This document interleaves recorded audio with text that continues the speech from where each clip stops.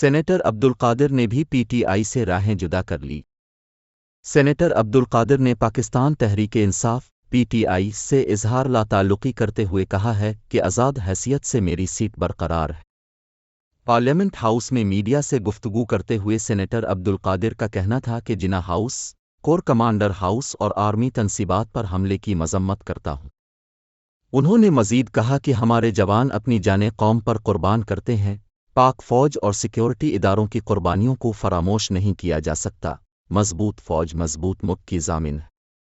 ان کا کہنا تھا کہ کرپشن، تقسیم اور تشدد کا راستہ تمام جماعتوں نے اختیار کیا، سیاستدان ملک کو بحران سے نکالنے میں کردار ادا کریں۔ واضح رہے کہ سینیٹر عبدالقادر نے آزاد حیثیت میں سینیٹ انتخاب جیتنے کے بعد پی ٹی آئی میں شمولیت اختیار کی تھی۔